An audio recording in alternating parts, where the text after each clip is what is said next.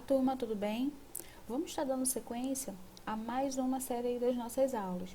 Então, nós vimos anteriormente que tudo é formado por matéria e a matéria é constituída por átomos. A gente tem aqui de início, né, e como esse átomo se estabelece? Ele é formado a partir de partículas e essas partículas são prótons, elétrons e nêutrons, sendo que como a gente chegou até esse conhecimento? Né? Como prótons, nêutrons, elétrons foram descobertos, por que eles têm esse nome. Então, como saber de tudo isso? Bem, quem explica isso são os modelos atômicos. Então, daqui para frente, a gente vai estar aprendendo um pouco mais sobre esses modelos atômicos e como se estabeleceu, né, o conceito de átomo até os dias de hoje. Então, o primeiro modelo atômico que a gente vai estar vendo é o modelo de Dalton. Então, tem aí a fotinho dele para vocês saberem quem é, caso você não saiba, e como ele começou a propor a ideia de modelo atômico. Então, ele foi um químico, físico, né, e muito aplicado nessas questões de formação da matéria a partir de uma partícula. E essa partícula, então, seria o átomo. Só que ele não tinha a noção do átomo como nós temos hoje. Então, lá em 1803, né, que era o período onde ele estava começando as suas pesquisas, a gente não tinha a tecnologia avançada como nós temos hoje. Então, ele tinha uma noção do que poderia ser o átomo, mas ele não sabia exatamente como ele formava as coisas. Então, a partir, né, do que ele sabia para aquela época, ele propõe um modelo atômico, baseado no que ele tem de conhecimento. E o que ele pensava? Ele pensava muito sobre a filosofia antiga, né, sobre os conhecimentos da filosofia lá na Grécia. Então, ele pegava como base do seu modelo a ideia de Leucipo de Demócrito, que toda a matéria era formada por pequenas partículas repartidas, sendo que essa partícula não poderia ser dividida, não poderia ser fracionada, e ela não tinha um limite específico. Então, com esse conhecimento que ele adquiriu relacionado lá na Grécia Antiga, ele monta a sua primeira teoria, o seu primeiro modelo. Então, o que diz aí o modelo atômico de Dalton? Que o átomo é uma partícula indivisível, maciça, muito parecida com uma bola de bilhar. Então, o modelo atômico de Dalton também pode ser chamado de bola de bilhar, porque ele acreditava que o átomo era maciço, indivisível e esférico também. Então, observem aí a foto, né, de uma bola de bilhar e compare com o modelo atômico de Dalton. Então, para ele era uma esfera minúscula, uma esfera rígida e uma esfera indestrutível. Ok? Então, todos os átomos, eles tinham um elemento químico igual. Isso para Dalton. Também, na época, ele não tinha a ideia, né, de que existiam vários elementos químicos como nós temos hoje, todos eles organizados em uma tabela periódica, por exemplo. Então, ele começa a pensar em elemento químico, mas a partir da ideia de que tudo era igual. Então, o modelo atômico de Dalton aí para a gente entender. Quais eram as hipóteses que ele acreditava, que ele defendia? Então, coloquei 5 hipóteses para vocês. Matéria formada por átomos, que são partículas indivisíveis e indestrutíveis. Todo átomo tem um elemento químico idêntico, de massa e propriedade. O elemento químico é uma substância formada por uma única espécie de átomo. As substâncias são formadas pela combinação de átomos diferentes e as reações químicas envolvem somente combinação e separação e rearranjo, né, reorganização de átomos. Então, essas são as 5 hipóteses que ele baseava a sua teoria, ok? Na sequência, alguns anos à frente, né, já com um conceito e uma tecnologia um pouco mais avançada e com uma ideia muito bem estabelecida sobre eletricidade, nós temos outro modelo atômico, que é o modelo de Thomson. Thomson, ele já tinha um conhecimento um pouco mais avançado, né? O período de pesquisa é um pouquinho diferente de Dalton, e não menosprezando Dalton, mas assim, ele tinha um conhecimento já mais atual, né? Ele já tinha uma noção de modernidade, digamos assim. E ele já vivia na época da eletricidade.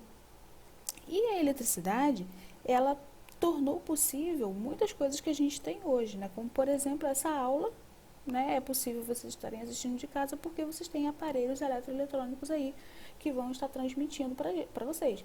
Então, o modelo de Thomson, ele se baseia muito na questão da existência da eletricidade. E ele para questionar se todos os elementos são formados por átomo. E o átomo tem energia, então é possível, né, que essa energia esteja no átomo naturalmente.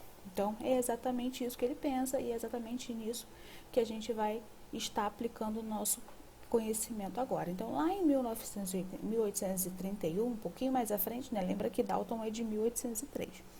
Após uma série de experiências de eletrólise, que é eletricidade na água, Faraday conclui que a eletricidade estava relacionada à existência de alguma partícula. Então, que partícula pode ser essa?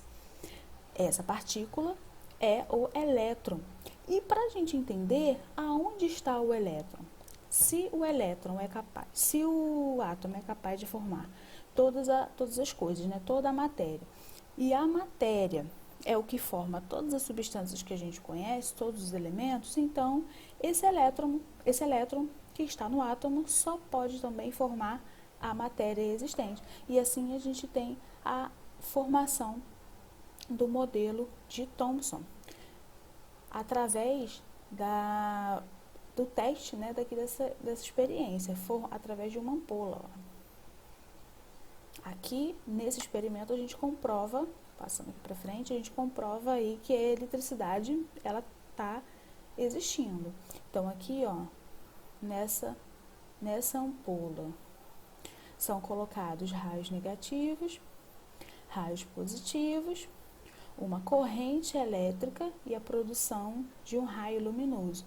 Esse raio luminoso é chamado de raio catódico. Então, eletricidade, aqui estamos nós. Ela existe na matéria também. E Thomson, a partir daí, forma seu modelo. Já em 1903, 100 anos após a ideia de Dalton. Por isso que a tecnologia ajuda, né, gente? Analisando aí essas conclusões do experimento de Thomson, o que a gente tem?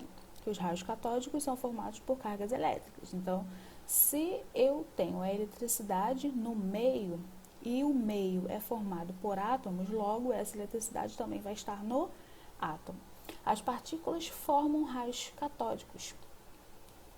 E esses raios são iguais e estão presentes em todos os átomos de qualquer elemento químico. Agora, qual é o nome dessa partícula? Aqui, ó.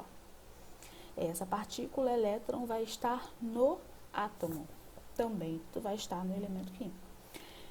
Os elétrons são uma parte que formam os átomos. Thomson propôs um modelo em que o átomo seria uma esfera carregada positivamente, na qual os elétrons estariam incrustados na massa positiva.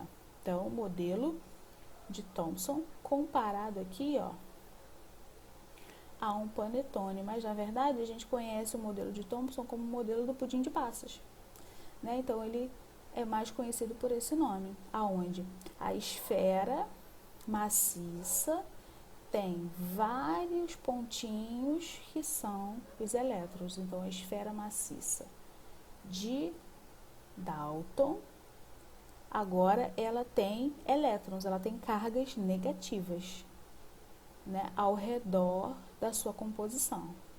Então aqui vocês podem ver o modelo aí de Thomson avançando, né, no conhecimento científico, avançando no conhecimento dos elétrons.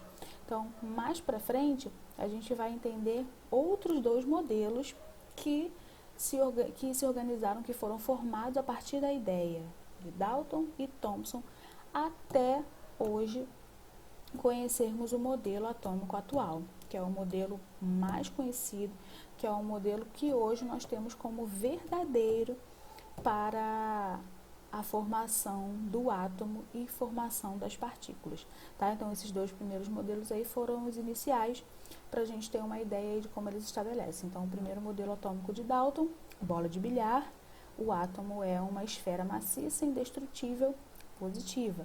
E o segundo modelo, modelo atômico de Thomson, agora com a existência da eletricidade, esse átomo é uma esfera maciça, cheia de elétrons, cargas negativas que vão estar inseridas aí na sua composição, dando a energia à matéria, ok?